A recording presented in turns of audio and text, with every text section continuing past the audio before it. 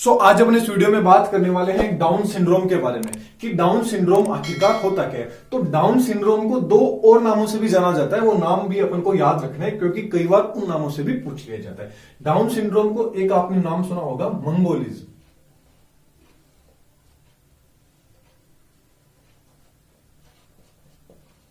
Mongolism के नाम से भी जाना जाता है या 21st ट्राइसोमी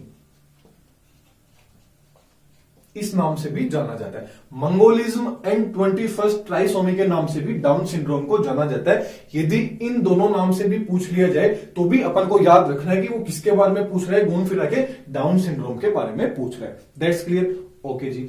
अब देखिए डाउन सिंड्रोम को सबसे पहले किसने बताया, डाउन सिंड्रोम के बारे में सबसे पहले किसने बताया, एक तरह से बोल सकते हैं इसको डिस्कवरी की खोज किसने की, डाउन सिंड्रोम की। तो एक साइंटिस्ट थे जिनका नाम है लैंगडोन डाउन। लैंगडोन डाउन ने की, कब की, 1866 के अंदर। याद रखना इंपॉर्टेंट चीज है, डाउन सिंड्रोम के बारे में या मंगोलिज्म या 21st जो ट्राइसोमी है इसके बारे में सबसे पहले लैंगडोन डाउन नामक साइंटिस्ट थे।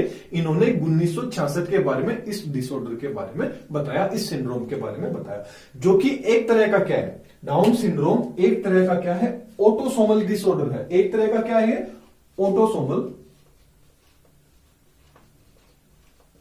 डिसऑर्डर है। याद रखना डाउन सिंड्रोम एक तरह का क्या होता है, ऑटोसोमल डिसऑर्डर होता है, जो कि चाहे मेल हो चाहे फीमेल हो दोनों के अंदर आपको देखने को मिलेगा। तो ये किसमें देखने को मिलेगा, चाहे मेल हो वो, चाहे वो क्या हो, फीमेल हो, इन दोनों के अंदर आपको डाउन सिंड्रोम देखने को मिल जाएगा। That's clear.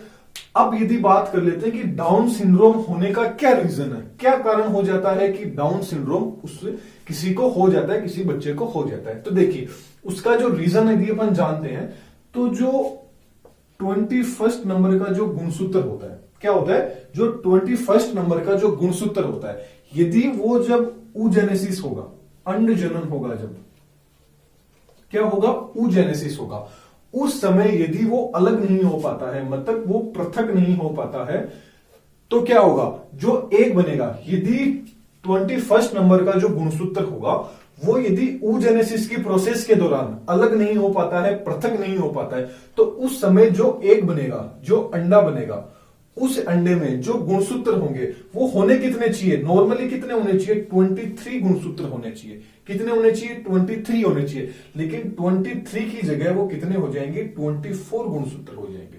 इस रीजन से, मतलब एक गुणसूत्र, नॉर्मली फॉर्मूला क्या होता है, 2n इज इक्वल टू क्या होते हैं, 46 गुणसूत्र होते हैं। लेकिन इस कंडीशन में जिसको डाउन सिंड्रोम हो गया, उस कंडीशन में फॉर्मूला बिल्कुल ही चेंज हो जाएगा। क्या हो जाएगा, फॉर्मूला हो जाएगा 2n + 1 इज इक्वल टू क्या हो गया, 47 हो जाएंगे।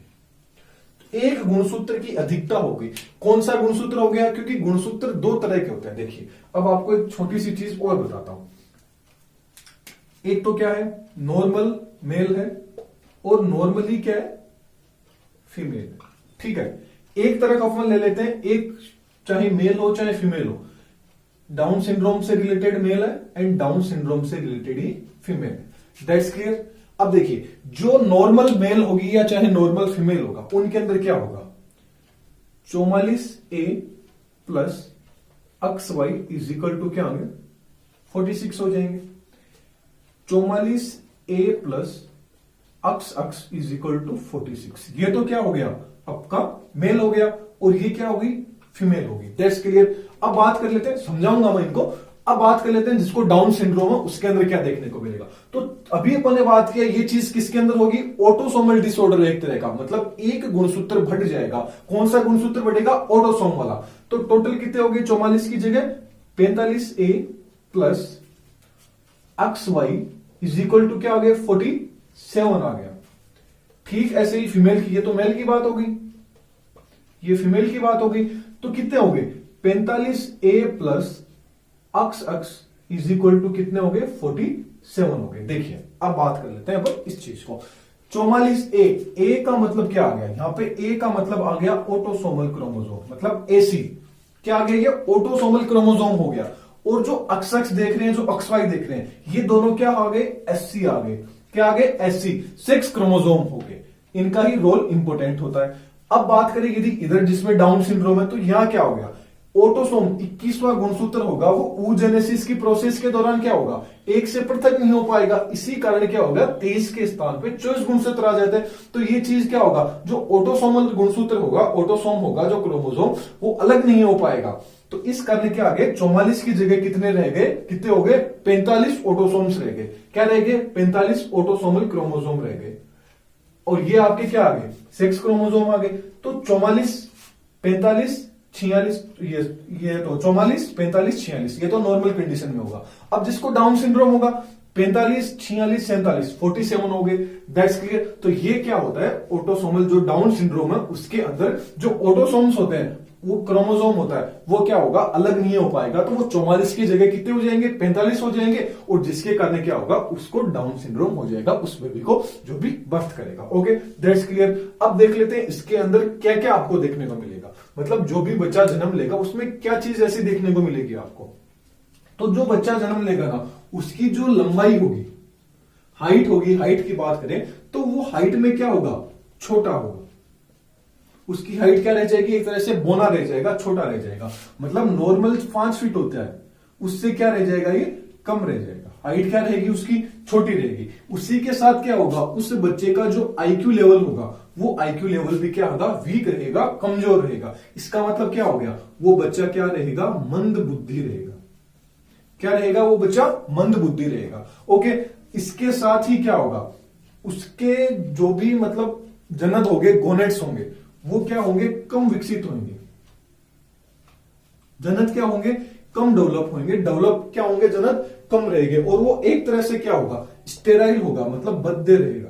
वो जनन अक्षम रहेगा, मतलब वो अपनी संतति को आगे नहीं बढ़ा पाएगा। ये कुछ चीजें हैं जिसको डाउन सिंड्रोम होगा, उसके अंदर आपको देखने को मिलेगी। अब एक जो सर्वे हुआ था, एक सर्वे हुआ था, उसके अंदर क्या देखने को मिलेगा, उस सर्वे में ये देखने को मिला कि कोई जो महिला होती है, उसकी यदि उम्र क्या हो जाती है, ज्यादा हो जाती है, उसके बाद में क्या होती है, वो जो प्रेग्नेंट होती है, उसका जो बच्चा होता है, तो यदि कोई महिला है जिसकी मान ली अपन ने कि 25 ईयर है, उसके अंदर उसकी शादी हुई और उसका जो बेबी हुआ, तो उनके अंदर से उन महिलाओं में जो 2000 महिलाएं ऐसी हुई जिनकी 25 की उम्र में क्या हुई, शादी हुई, और उनमें से जो एक महिला होगी, उस बच्चे को क्या आपको देखने को मिलेगा, डाउन सिंड्रोम देखने को मिलेगा। ठीक ऐसे ही कोई महिला है जिसकी शादी है, वो 30 की उम्र में हुई है। कितने, 30 ईयर की उम्र में उस महिला की शादी हुई है, और उन 900 महिलाओं में से एक जो बच्चा होगा, उसको क्या देखने को मिलेगा, डाउन सिंड्रोम आपको देखने को मिलेगा। अब ऐसे ही यदि किसी महिला की उम्र कितनी है, 40 ईयर है, तो उन 400 महिलाओं में जिनकी उम्र 40 ईयर है, क्योंकि जैसे जैसे एज बढ़ेगी वैसे वैसे महिलाएं भी घटती रहेगी, उनमें से जो एक बच्चा होगा, उसको क्या देखने को मिलेगा, डाउन सिंड्रोम आपको देखने को मिलेगा।